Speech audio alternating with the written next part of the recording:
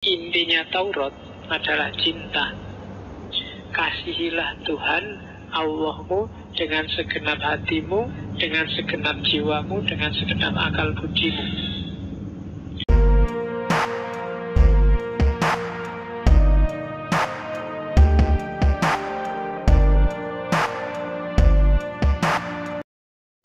Assalamualaikum warahmatullahi wabarakatuh. Jumpa lagi di Kata Filsafat. Intinya teorinya Isa ada di sini. Satu ketika ada orang-orang Farisi.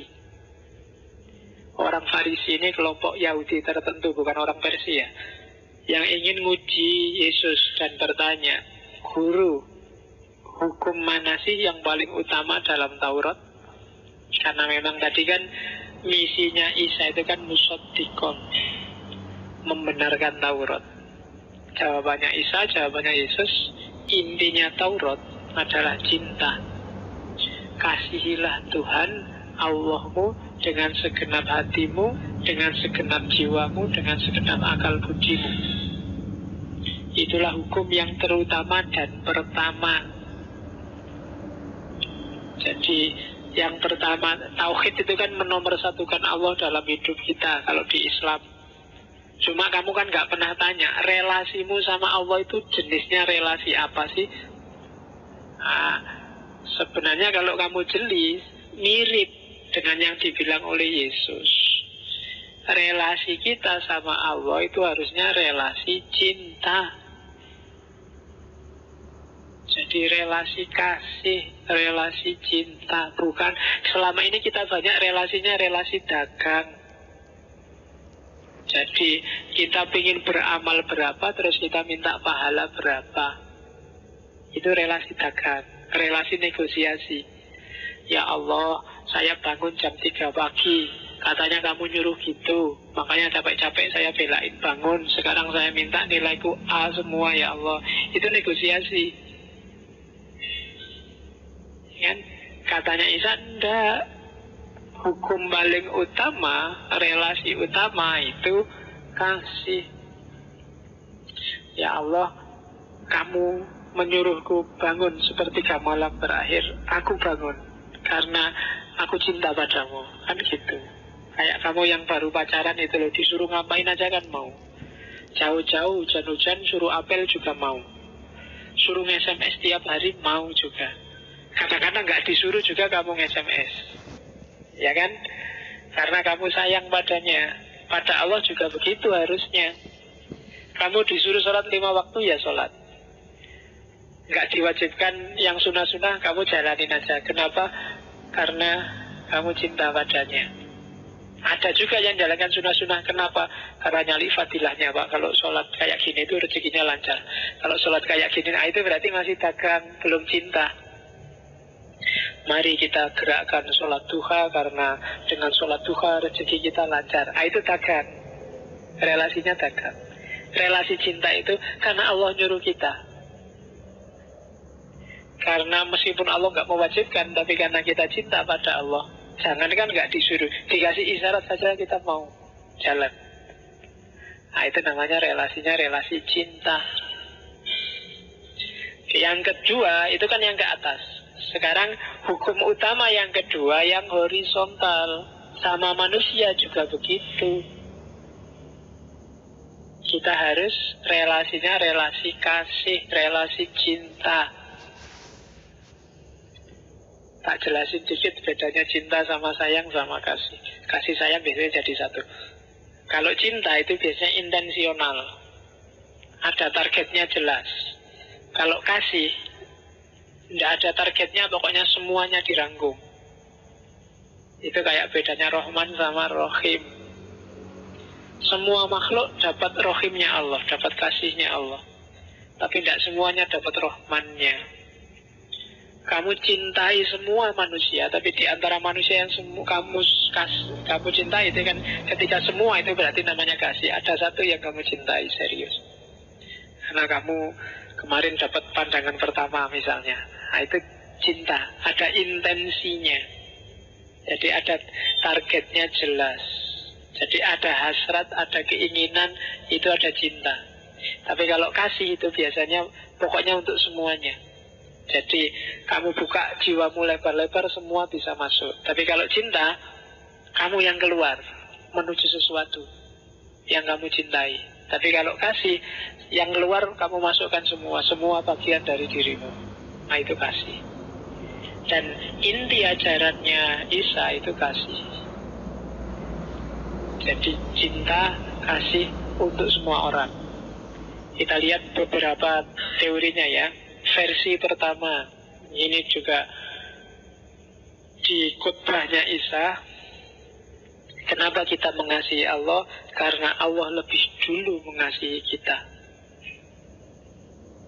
Dan bukti bahwa kita mengasihi kita apa? Bahwa kita mengasihi Allah apa? Jika seorang berkata, aku mengasihi Allah, dan ia membenci saudaranya, maka ia adalah pendusta. Kalau kamu ngaku cinta pada Allah, tapi bikin susah orang lain, tapi kamu masih membenci orang lain, dalam dirimu masih ada benci pada sesuatu, katanya Isa, kamu pendusta. Tidak mungkin. Kenapa? Karena barang siapa yang masih punya benci, barang siapa yang tidak mengasihi saudara, yang bisa dilihatnya, tidak mungkin mengasihi Allah yang tidak dilihatnya. Wong kamu mencintai yang lain dan mencintai Allah, itu sudah susah luar biasa, apalagi membenci yang lain dan mencintai Allah. Karena Allah lebih susah untuk dicintai, karena tidak kelihatan. Kalau terhadap yang kelihatan aja kamu tidak bisa jatuh cinta, apalagi terhadap yang tidak kelihatan.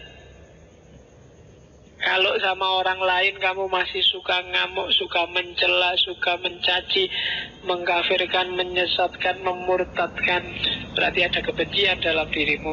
Pasti relasimu sama Allah bukan cinta. Itu penjelasannya bisa panjang. Tapi cukup kamu ingat, semakin banyak kebencian dalam dirimu, sebenarnya semakin jauh kamu dari Allah dan dari cintanya. Itu teori yang pertama.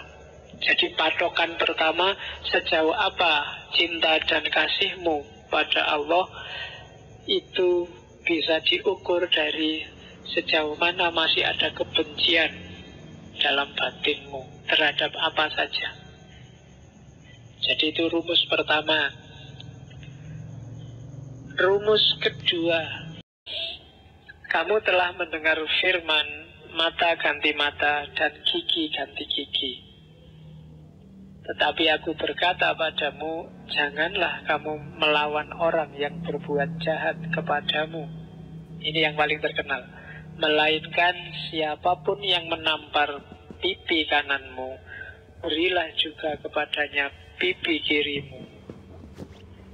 Dan kepada orang yang hendak mengadukan engkau karena mengingini bajumu, serahkanlah juga jubahmu.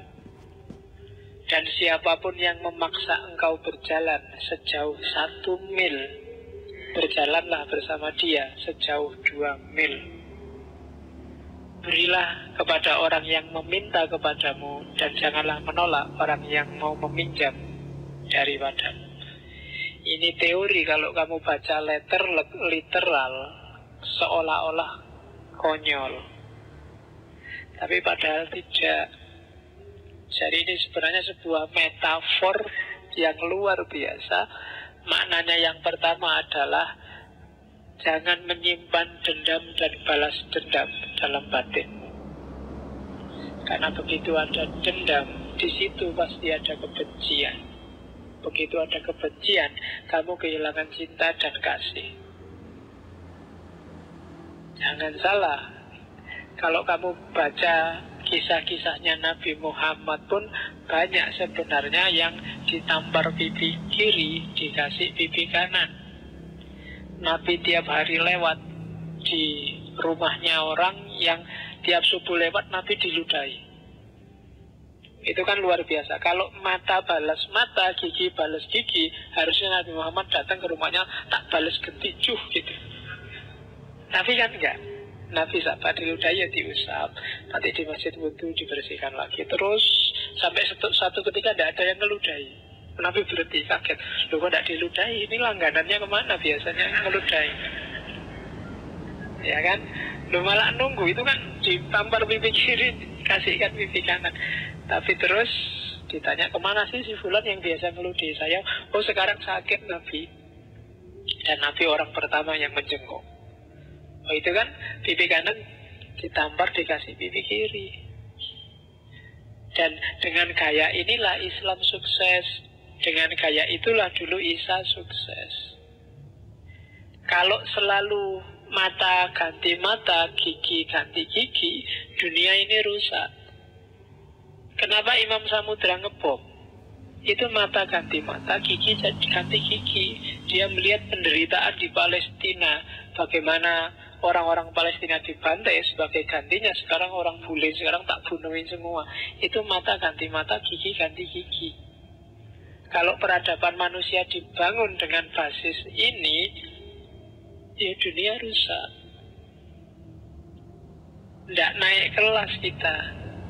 Sebenarnya adil itu memang boleh. Kamu dicolok matamu, kamu balas nyolok matanya, itu sah impas, tapi nilainya 0. Kalau sepak bola seri, tidak ada yang menang, tidak ada yang kalah. Kalau seri, derajatmu sama dengan derajatnya yang tadi nyolok. Kalau kamu ditampar pipi kiri dan balas nampar pipi kirinya dia, skornya seri. Kamu tidak lebih baik dari dia, podo wae. Jadi filosofinya di situ. Apa ndak boleh Pak saya balas? Ya boleh. Ya memang hakmu mata ganti mata. Tapi ketika kamu balas, ya berarti makommu sama dia sekarang sama. Dan agama kan tidak ingin manusia itu stuck levelnya, nggak naik-naik. Naiknya level ada dikasih. Kalau kamu dicurangi, jangan balas mencurangi. Kalau kamu dicurangi, balas mencurangi, ya levelmu bodoh, sama-sama ahli curang semua. Kalau kamu dimaling terus kamu juga maling, bodoh malingnya. Kamu kehilangan sandal habis Jumatan terus kamu ngambil sandalnya orang lain, itu kan karena kamu dimaling, maka sekarang kamu maling. Kan gitu. Sah no Pak, saya kehilangan sandal sekarang dapat sandal satu. Itu berarti podo malingnya.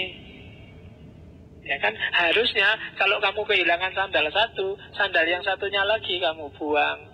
Itu kan kayak ceritanya Gandhi itu kan, waktu dia mau naik kereta karena kesusu, sandalnya yang satu ketinggalan di bawah, keretanya jalan, terus sepatunya yang satu dicopot, dilemparkan ke sana. Ketika ditanya orang, loh kok malah sampean buang dua-duanya? Ya kasihan, nanti yang nemu cuma sebelah kan tidak enak, tidak bisa dipakai. Biar manfaat temuannya, ya dua-duanya harus dikasih. Nah, itu teori kedua. Ya memang berat dilaksanakan kayak gini, tapi kalau makommu pingin naik, levelmu pingin naik sebagai manusia, harus dicoba. Dan Nabi kan banyak sekali hadis yang mengisyaratkan semacam ini, dan Nabi juga banyak mencontohkan semacam ini. Kalau mata balas mata, gigi balas gigi, begitu Fathul Mekah yang dibunuh pertama adalah Abu Sufyan. Tapi kan enggak, Nabi malah bilang barang siapa berlindung di rumahnya Abu Sufyan, dia termasuk yang selamat, terlindungi. Oh itu ditampar pipi kiri, dibalas dikasih pipi kanan. Oke. Jadi itu teori kasih yang kedua.